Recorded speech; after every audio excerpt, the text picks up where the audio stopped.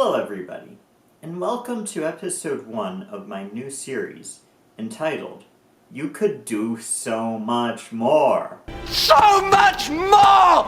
Where I chronicle what went wrong with the Disney Plus era of Doctor Who, starting with the first special, entitled The Star Beast. The episode starts with David Tennant on a green screen, muttering the now infamous words, "Once upon a Time Lord." I just have to say, I hate this line. What does that even mean, once upon a Time Lord? Like, I get that it's just a play on the phrase once upon a time, but once upon a Time Lord, it's a weird thing to say. It doesn't make sense to me. I don't like it. That's what this series is gonna be. This is what you signed up for, is me just being like, I don't like this doesn't make sense to me. Though I must admit, watching the episode this time around, the line is a little bit better than how I remembered it, as he says once upon a time, and then he says once upon a Time Lord. It's still weird and I don't like it, but somehow saying once upon a time before it makes it make a little bit more sense to me. It's kind of a weird line. That's all I have to say. And then we get a little clip show of season 4 of Doctor Retrospect. It just makes me realize how much this era missed out. We get clips of the Sontarans, the Emperor of Arachnis, and Daleks. All monsters that I would have loved to seen with a Disney budget behind them. But no, we don't get any of those. Now, for fairness sake, I will say that nostalgia is probably playing a part here. I'm definitely nostalgic for those creatures and monsters, as I watched them when I was younger and fell in love with the show. But I do think it's sad and says something that I get more excited watching the clip show at the beginning of the episodes that show previous seasons than I get actually watching the episodes in this era of the show. And I'll say it, I just think it's a poor move to show the Daleks here and be like, look at that, you're gonna get Daleks just for the Daleks to never show up again in this era of the show. Sure, there's rumors that season 3 was gonna be all about the Daleks, and we did get the Children in Need special where David Tennant kind of creates the Daleks plunger suction thingy. But going 2 seasons of Doctor Who without the Daleks just feels kind of insane. I'm not saying you have to have them every season, but 2 full seasons without them? That's a bit of a long time to never face the Daleks. Hello there, it's me, from the future. So, I was editing this video here, and I just wanted to say I kind of changed my mind here. I think that 2 seasons without Daleks for a 3rd season that heavily features the Daleks would actually be a good move. I think 2 seasons without Daleks is fine. I think I just wanted to complain when I was initially writing the script and recording this video. But yeah, I just disagree with myself from back then. I've matured a lot. I've matured a lot in the 2 days that's taken me to record and edit this video. Yeah, no, I think if season 2 was to get the Daleks, completely fine. I'd have nothing to complain about. Now, will I still complain that we haven't seen any creatures from previous eras? Yeah, probably I would, but that's all beside the point. And we get a taste of Russell T's new favorite tool for writing Doctor Who, and that tool is misdirection. We hear David Tennant saying, "This face came back, but why?" And to me, it feels like this is clearly saying up that this is gonna be a mystery that will be addressed in the upcoming episodes. Just for the answer to be, who cares? And I guess you don't need to address why the Doctor is David Tennant again, though I think that could be a much more interesting story, potentially. But my issue here is I wish they wouldn't have treated it like there was gonna be a reveal. And they would do much more outrageous versions of that in season 1 with Ruby Sunday's story arc. She was important because we think she's important. Where they clearly set up elements to be a mystery, just for the answer to that mystery to be nothing at all. And it just kind of feels like Russell T pointing us out and being like, you're stupid for caring. But the only reason we actually cared was because the story was set up in such a way that made us feel like we should care about these plot points. And like I said, there will be much more of this in season 1 and 2 of Disney Plus Who. I'm sorry, I did not mean to rhyme. And we then get the new intro, which I believe is the best part of the Disney Plus era. I don't know what it is. Is it the TARDIS rolling around the time vortex like it's almost skateboarding? Is it the sort of updated special effects? I'm not sure, but this intro just looks beautiful to me, and I like it. It's kind of sad though. It's sad that my favorite part of the show is just the intro. The theme music looks like what I think the rest of Disney Plus era Doctor Who should have been. Everything we loved about the previous eras all wrapped up in a nice little package with a higher budget, which isn't what the show ends up being at all. I've heard a lot of people say that the Disney Plus era failed because it failed to reinvent itself. And while I think, yes, the show should evolve and move on, I don't feel like the problem with this particular era is that it was too much like old eras of Doctor Who. But on the contrary, I think the problem is it tried too hard to reinvent itself. And again, don't get me wrong, I'm not saying I don't want the show to evolve at all, but for me and so many other people, the direction they chose to take the show just didn't gel at all. I feel as though Doctor Who tried to fix something that wasn't broken. Doctor Who tried to cure a patient that wasn't sick. Of course, a lot of that goes back to personal preference, and maybe a lot of those things that I wanted to see in this era of the show would have come up if the show went on for long enough. But overall, a lot of these choices just didn't work for me personally. But if you love this era of the show, that's awesome and I'm happy for you. But it's just not my Doctor Who, which is okay because I don't have to watch the show and those old episodes are still there. But the point of this series isn't to say that this era of the show was objectively bad, it's just for me to share my thoughts on why I think it didn't work for me personally, and likely it didn't work for other fans of the original Russell T era or the Stephen Moffat era. Anyway, we see the Doctor running through the street and he sees a woman who's carrying way too many boxes. He takes some of the boxes to help her, just to see that it's Donna, and he puts the boxes right back in her arms and walks away. Let me help. Thank you very much.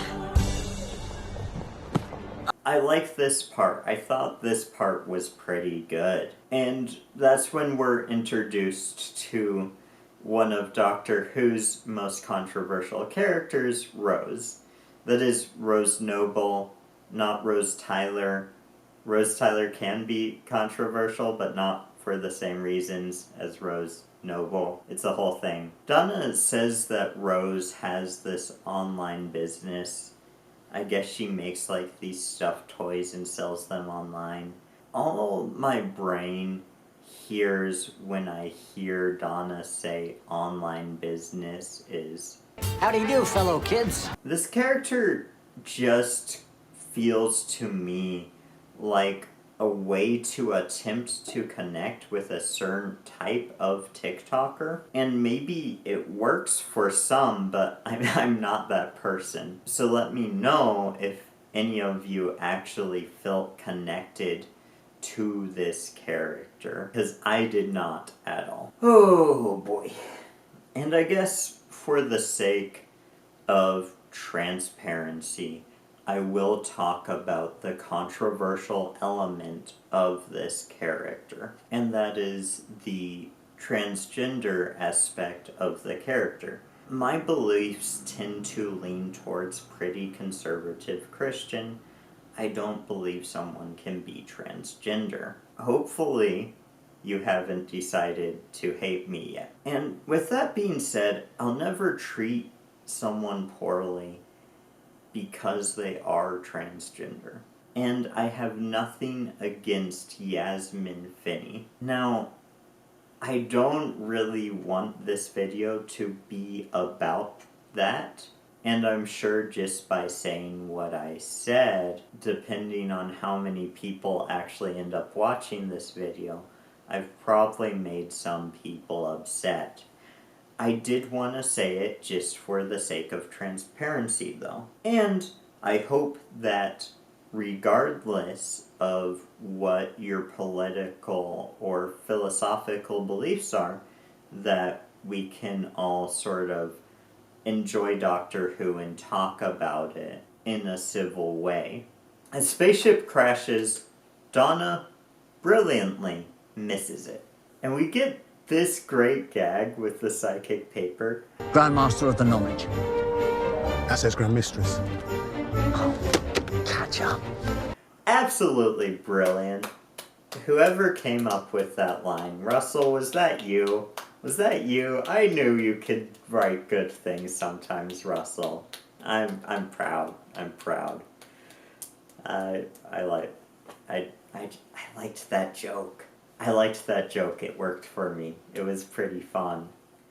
You know, I will say one thing about these specials, and that's that David Tennant is still incredible as the Doctor. It's not too long before Rose discovers the meat. And this thing is obviously evil, right? We all know that. I mean, a lot of us know that because people on the internet told us that this was based off of a comic book where the Meep is evil. But I don't know. I don't exactly gel with the Meep. Put a pin in that. We'll come back to that. And we get some insectoid aliens, which are cool. But my first time watching this, I was like, they're kind of the Jadoon though, right? Like, kind of the role they play could have been played by the Jadoon. But then I kind of thought about it more, and I was like, well, then they couldn't have this sort of fake out where we think maybe the arachnid aliens are evil, because we just know more about the Jadoon. Maybe that sort of reversal of things wouldn't quite hit the same way if it was an alien species that we were aware of. It would have been so cool to see the Jadoon. I love a Jadoon. I love Jadoon. Jadoon are so cool. I have so much nostalgia for the Jadoon. Bring back the Jadoon. Whoever is the next showrunner, please bring back the Jadoon. I would love it if you brought back the Jadoon. And we see that the Doctor's sonic screwdriver has a hologram feature. I'm just gonna say it. I'm a little bit tired of holograms everywhere in science fiction. You know, it was cool when Star Wars did holograms because Star Wars and like they weren't everywhere yet. And then in Iron Man when he was like throwing holograms around. Anyway, it was cool in Iron Man. Now science fiction is just like, bam, hologram everywhere. There's just holograms far and wide. And I just think it looks a little boring at this point because we've seen holograms so much. There's another line that sort of makes us think that maybe we're gonna know why the Doctor is David Tennant again. No, we're not. I regenerated, and she became me. You got your old face back. Yep. But why? Well, that's what I'm worried about. We're never gonna figure that out. It doesn't matter. The answer is it doesn't matter, and you're stupid or something. I should say, part of the reason I'm mad about this is not because, like, the show really makes it super big, where it's like, oh, we're gonna tell you. But because the show does that in the same era with so many other things, it's just one more thing that the TV show says, yeah, so what? You're dumb for thinking about it. And I just don't like that sort of version of Doctor Who where there's no rhyme or reason to anything. And then we see David Tennant stowing away on one of the unit trucks, and I'm like, that feels like the Doctor. I love that. I love that. And there will be a lot of that in these specials, by the way. Russell T can write the 10th Doctor. He can write the 10th Doctor really well. I don't know that he can write the 15th Doctor, though. It's questionable. Rose goes out to her shed where she's secretly keeping the Meep, much like E.T., but the difference is the Meep's not likable. He's just kind of annoying. The Meep is like Elmo, if Elmo was like more annoying than he is, which that's saying a lot, because I really don't like Elmo. I like watching Old Sesame Street. This is a side tangent. I like watching Old Sesame Street before they introduced Elmo, and once they introduced Elmo, the quality of the show went way down. You know, like, the show was just fun and weird and crazy, and then it just became so childish. I don't like Elmo. I don't really like the Meep. I feel like they could have done this cute creature ends up being evil trope, but adding something to it that made it a little more workable and less just like, duh. And it mostly comes from I just don't enjoy watching the Meep. He just bothers me. And maybe he's supposed to, and maybe I'm not the right audience for the Meep, and that's all fine. But I can only talk about my preferences. That's all I can talk about here. That's all any YouTube video is. Right? When you hear people complaining or defending the Star Wars prequels, it doesn't matter. Some people like those movies. A lot of people don't. A lot of people do. And they all have different reasons to like or dislike them. I'm sorry. That's a tangent. I went off book. I went off script for that. And of course, David Tennant has to be slapped across the face by Sylvia, completing the running gag that David Tennant has to be slapped by all of his companions' mums, and I'm okay with that. I like this. I like this inclusion in the episode. You know, it feels like we're back in the good old days. We've got the same running gags, we've got the same actors. It's fun, and I wish we would have sort of kept some of that going instead of trying too hard to go a different direction. But again, some people do like that other direction. So, you know, people won't always be happy.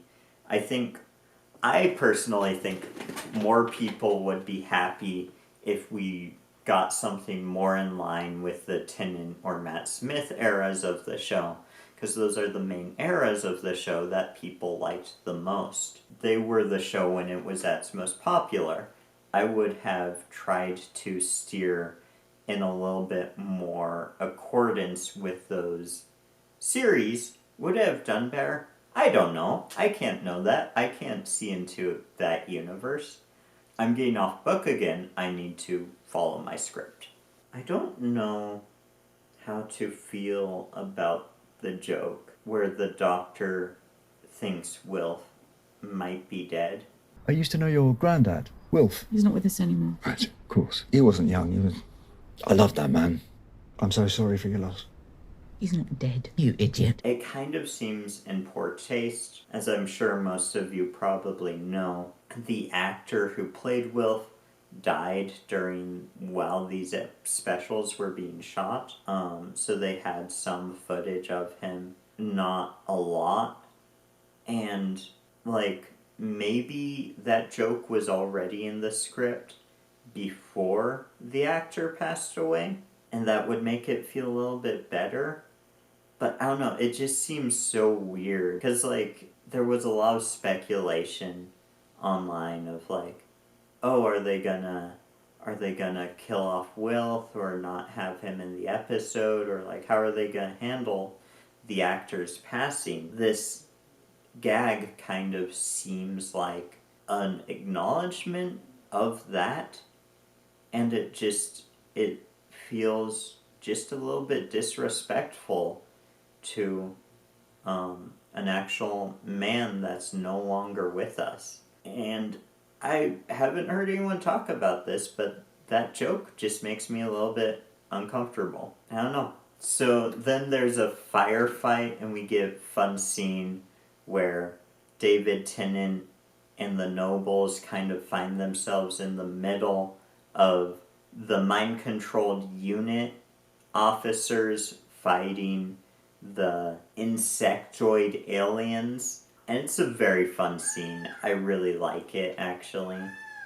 And this is kind of a side thing, but I do like the way units handled in this episode. It sort of feels more militaristic than I think it does in the rest of Disney Plus era. It feels very different than when they go to Avengers Unit Tower. I don't know, I like it.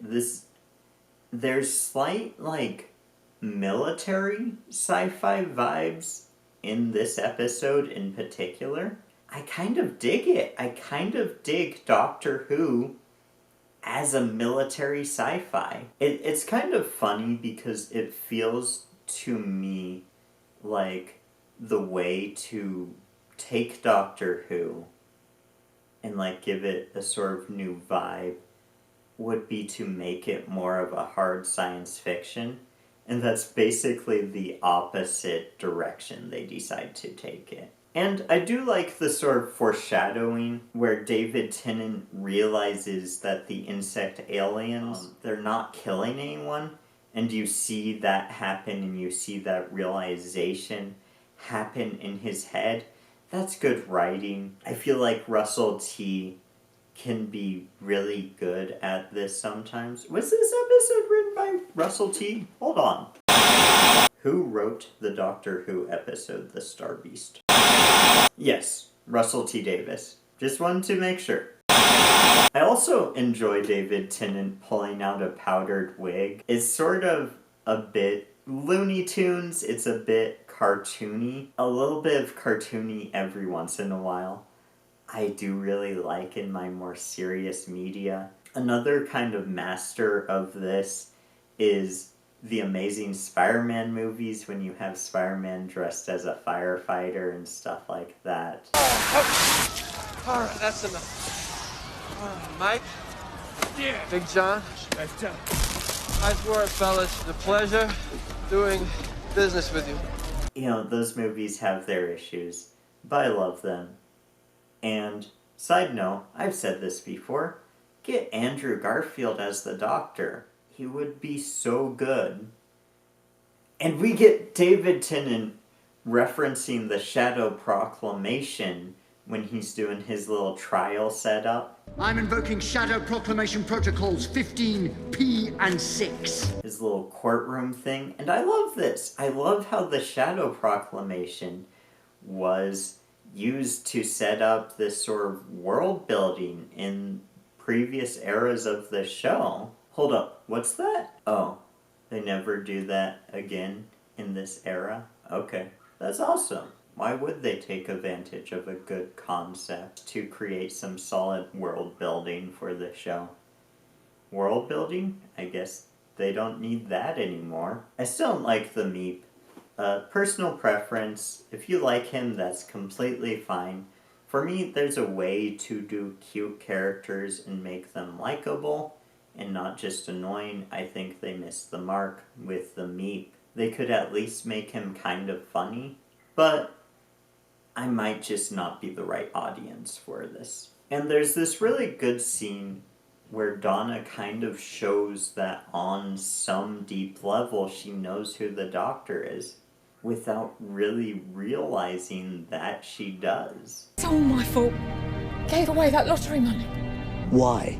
Because there are places out there where people are in danger and in pain and fear.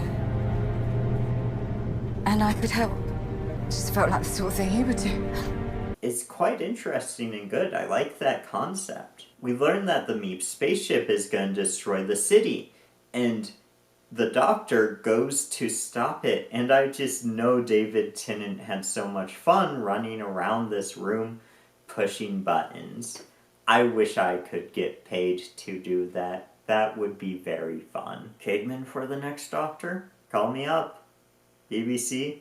Whoever's in charge of Doctor Who from now on? You have my number. Probably not, but I'm sure you can find it. You have resources and stuff. So what ends up happening is that there's this glass door that lowers in the middle of the room, which means that David Tennant can't get to the right buttons, and Donna is over on the other side of the glass door, so she could push the buttons, but then David Tennant would have to make her remember that she has, like, Time Lord intelligence stuff. I like this premise. This is fun.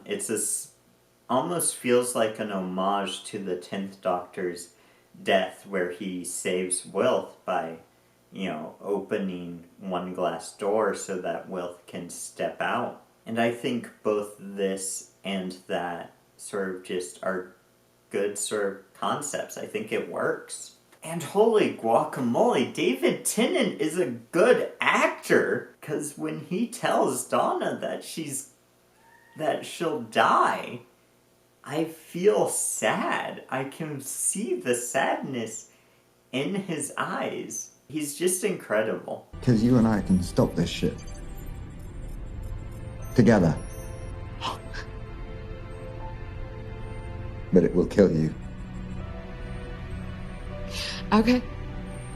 You'll die. My daughter is down there. So the Doctor starts saying the phrases that will restore Donna's memory. And this is when I think we get to the most outrageous parts of the episode. This is where the episode kind of goes downhill. I basically liked just about everything thus far, or could tolerate just about everything thus far. But here's where we start to kind of decline in quality. Because you see, what happens is we learn that Rose was also affected by the meta crisis, so she's smart enough to push some buttons that make the unit soldiers no longer possessed, and that kind of saves the day. And we get a flashback of when the Doctor was saying the phrases to restore Donna's memory, but instead of the word binary, Rose says non-binary. Binary. Non-binary. Binary. And why she says this, I don't understand. I don't know. The only thing I can think of is to rage bait conservatives. I think that's why they made her say non-binary. Russell T was like, What? What conservative? What words can I put in my script to trigger conservatives? oh, non-binary. Ooh, I can say that because way back in the day I had the doctor say binary to erase Donna's memory. I don't know, man. Maybe there's something I'm missing that makes that work. I'm not sure. I guess the Doctor and Donna after this, they do say that Rose is non-binary, but that doesn't seem to be what she is. Don't get me wrong, I don't really believe in that ideology, and don't have a firm understanding. But I think the idea is that non-binary and trans are two different things. So I don't quite understand what's going on there. Maybe I don't understand these things very well. Regardless of like your political position on these things, I think basically everyone agrees that this moment is kind of dumb and silly. But if you don't, let me know why not. And the meep gets taken away, but before he does, he references the boss. And I wonder if that's going nowhere. To be fair, it probably was gonna go somewhere before, like, season 3 Doctor Who got cancelled. But also it going somewhere was probably Russell T was gonna pull a character out of his hat of classic Who characters and then say, see, that was the boss all along. I didn't mean to get this passive aggressive towards Russell. And Russell, if you're watching this, I do know that you've written some really good things.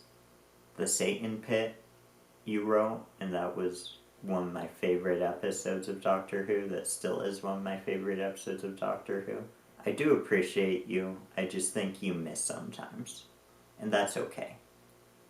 Because we all miss sometimes. I don't know why I'm even talking about it anymore. It's late when I'm recording this, kind of. It's kind of late. Okay, you guys. I hate this.